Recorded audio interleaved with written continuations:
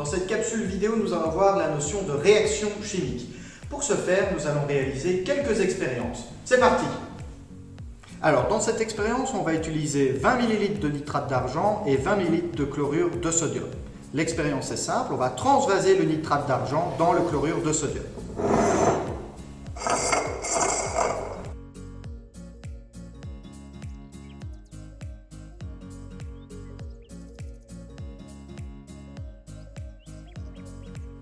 Précédemment, M. Henry a réalisé une expérience qu'on appelle tout simplement une réaction chimique. Dans cette expérience, nous avions du AgNO3, du nitrate d'argent, aqueux, parce qu'il a été mis en solution, le plus donc qui réagit avec du NaCl, aqueux. Cette partie de gauche de l'équation chimique, c'est ce qu'on appelle les réactifs. Donc, l'AgNO3, le nitrate d'argent, réagit avec du chlorure de sodium. Nous sommes bien à l'état initial, au début de la réaction chimique. Le nitrate d'argent et le chlorure de sodium vont se transformer, d'où la flèche, en ce qu'on appelle des produits. Ils se transforment en AgCl, en chlorure d'argent. Ici, on a un petit S qui veut dire solide. Souvenez-vous, dans l'expérience, on a retrouvé un précipité. Ce précipité est à l'état solide. C'est du chlorure d'argent, plus donc, et du NaNO3, du nitrate de sodium. Ce nitrate de sodium est bien aussi à l'état aqueux. Donc, on a l'AgCl et du NaNO3 qu'on appelle les produits, et nous sommes bien à l'état final de la réaction chimique. Donc, on a des réactifs qui se transforment en produits dans toutes les réactions chimiques. Pour terminer, un petit rappel de troisième.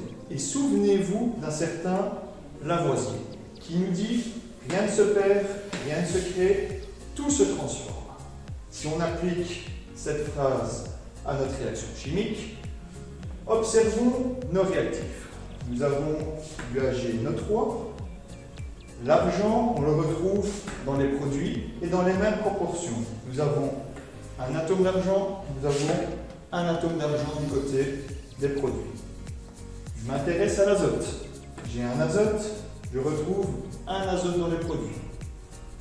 Observons maintenant les oxygènes. J'ai 3 atomes d'oxygène. J'ai 3 atomes d'oxygène dans les produits. Donc, l'AgNO3, on retrouve exactement les mêmes proportions du côté de nos produits. Maintenant, intéressons-nous à notre NaCl, notre chlorure de sodium. J'ai un atome de sodium dans les réactifs. J'ai un atome de sodium dans les produits. Tout va bien pour le moment. Maintenant, regardons l'atome de chlore. J'ai un atome de chlore dans les réactifs.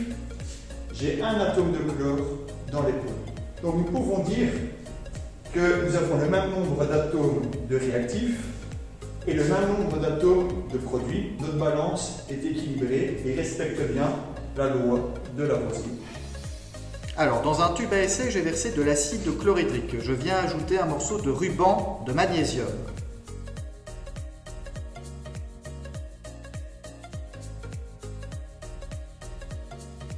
Je réalise la même expérience, sauf que cette fois-ci, je prends de l'acide chlorhydrique concentration 1 molaire. Je viens ajouter mon ruban de magnésium.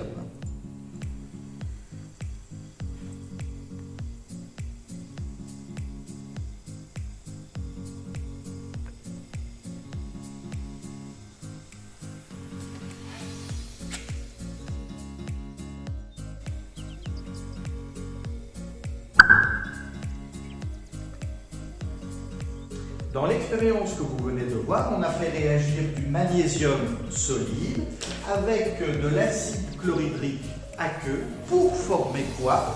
Pour former du chlorure de magnésium aqueux et du dihydrogène qui lui était gazeux. Alors on se souvient, ce qui se trouve à gauche de ma flèche, c'est ce qu'on appelle les réactifs. À l'état initial, ce sont les réactifs.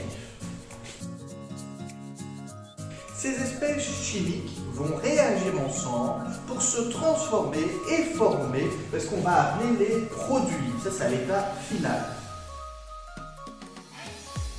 Le petit bruit que vous avez entendu une fois qu'on a passé l'allumette au-dessus du tube à essai, cette genre de petite détonation, c'est pour bien confirmer en fait la présence de ce fameux dihydrogène à l'état gazeux.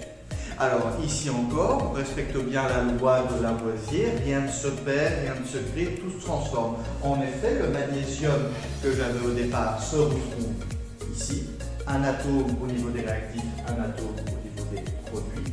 Alors j'ai deux atomes, on se souvient du coefficient, hein, deux atomes d'hydrogène, j'ai bien mes deux atomes d'hydrogène, deux atomes de chlore et j'ai bien mes deux atomes de chlore. La loi de Lavoisier est respectée.